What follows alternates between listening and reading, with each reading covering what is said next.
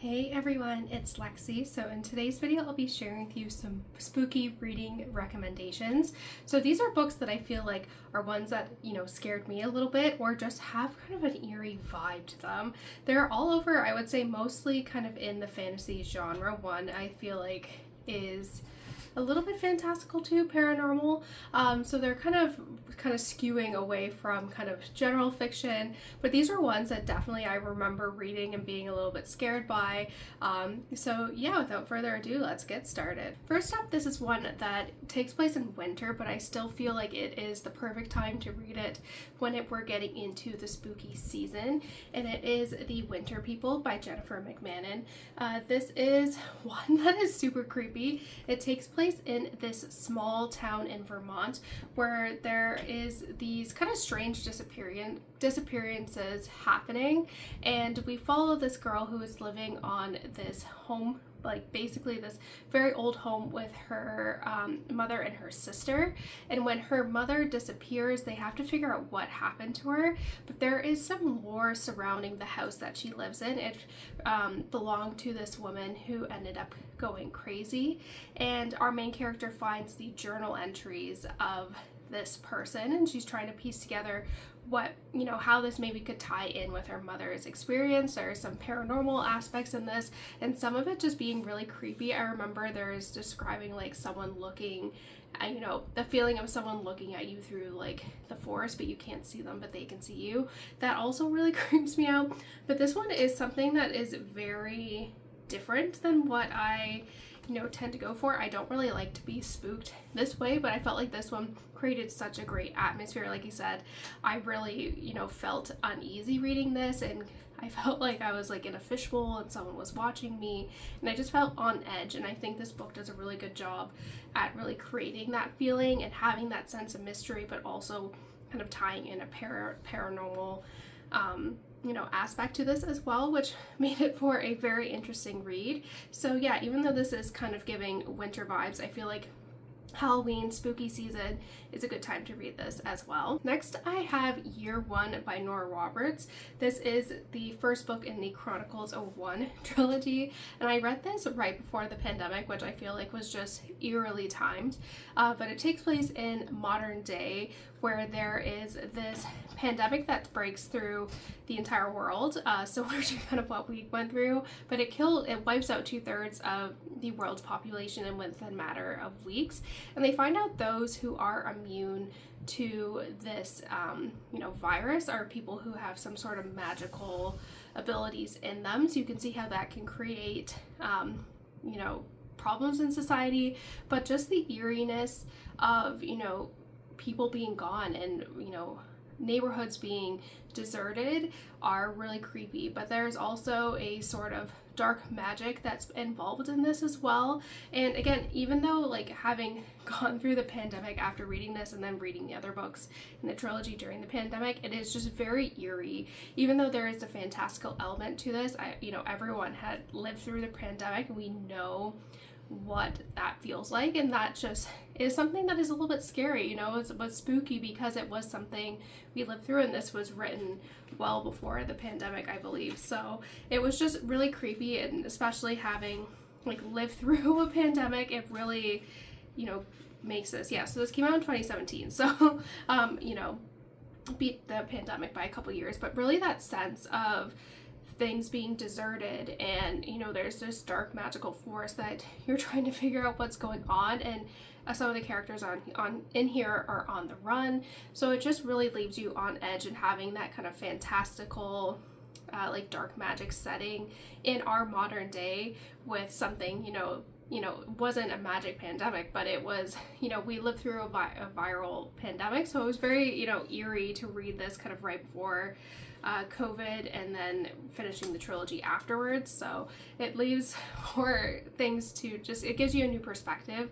So this one was, again, a little bit scary, a little bit spooky, and I don't hear people talking about this trilogy, but I really enjoyed it, so I highly recommend. Next, I have this book series. There are 4 books in it total, and I feel like this one in particular, I feel like all of them, but this one does a really good job at creating kind of an eerie, spooky atmosphere, and it is the Diviners trilogy by Libba, Bray. Bray. This is the first book, like I said, in a 4-book series, and it takes place during the 1920s, where we follow our main character Evie, who is being sent to live with her uncle in New York from Ohio, and she has this kind of magical ability where she can touch an object and know the history of it. And her uncle is the curator of a museum for things that are, weird, cannot be explained, and she ends up kind of forming relationships and friendships with other people who have some sort of this kind of special skill, whether you can walk through dreams,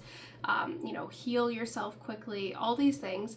And while this is going on in the roaring 20s, which I feel like is just the perfect setting for flapper girls and speakeasies, and just New York in the 20s, it just creates a really good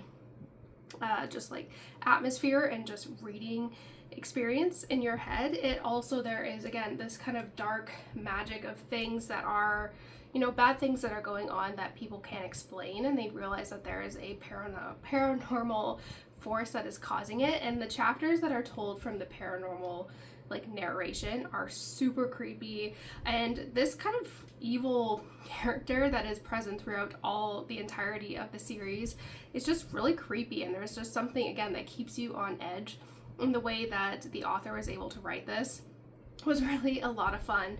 And in addition to having all the characters and their dynamics with each other, this series overall does a good job at addressing some of the darker sides to the 1920s. I feel like everyone glorifies it, speakeasies, and just has that kind of romanticized versions of the 1920s, but especially in the 3rd book in particular, she talks about eugenics movement, white supremacy, all the things that are kind of very cyclically coming around now and are very relevant today. And you could see how, I think it came out during in 2016, I want to say 2016, 2017, so you can see how that presidential period very much inspired a lot of some of the themes that were discussed in the series after that. So I really enjoyed it. There's a very diverse cast of characters, and I remember being spooked out reading this when I was reading it at night, and my bedroom was on the main floor at my parents' house, and I was like, I don't like this. It makes me a little bit scared.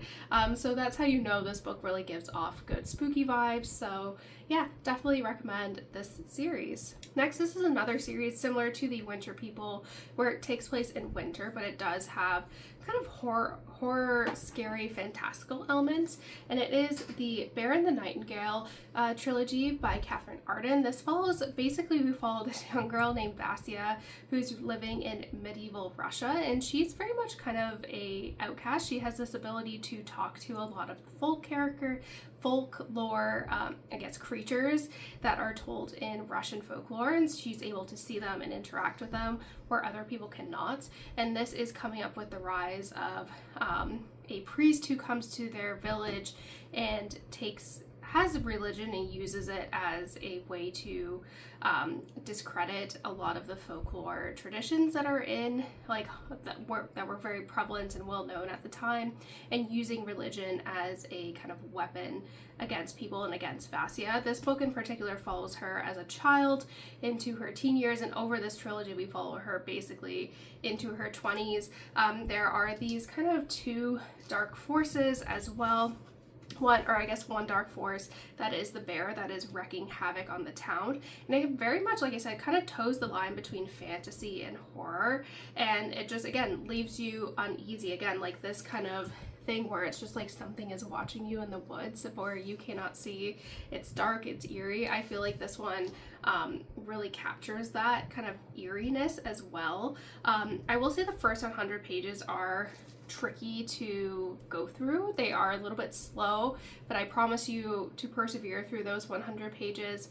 It will be 100% worth it, because this trilogy is definitely one of my favorites of all time. And lastly, I have Ordinary Monsters by J.M. Miro. This book is a little bit, especially the second book, skews very much on the horror side, which kind of took me by surprise. So if you are into that, I feel like this is the perfect series to get into. Currently, there are only 2 books out in what I believe is going to be a trilogy, so you have time to catch up before the final book is out. But basically, this takes place in the mid to late 1800s, where we follow these 2 people that are trying to recruit students who have these magical skills. One can, turn invisible, like all these different type of skills. One can,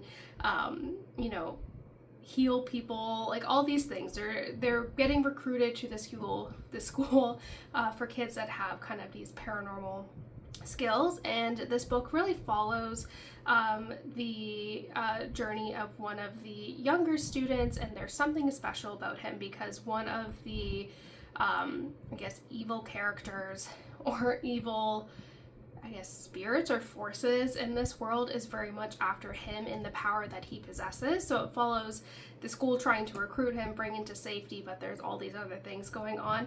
And it jumps around in time too, where we follow 20 years prior to when this person became evil, and mysteries that are untold. It takes place in Edinburgh and London and the US as well, so it covers a lot of different settings, and then the world and scope of these characters just grows tremendously. In the second book, there's Barcelona and France and Paris and all these other places.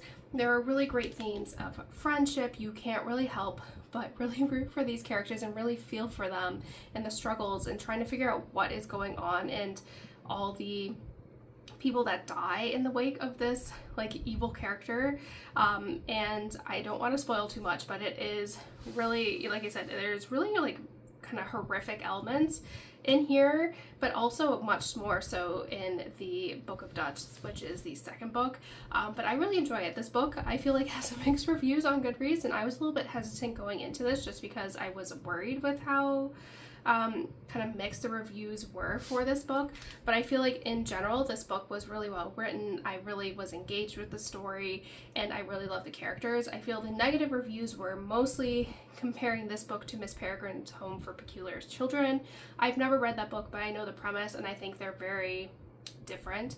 So don't let the kind of mixed Goodreads reviews deter you. This is a really great series. I told my husband about it, and he's read it too, and he's really enjoyed it. So yeah, like I said, this book was really great and really creepy as well. So that's it, guys. Thank you so much for watching. Let me know in the comments below what some of your go-to spooky reads are and all of that fun stuff. But yeah, thank you guys so much for watching. Don't forget to give this video a thumbs up, and I will see you guys next time. Bye, guys.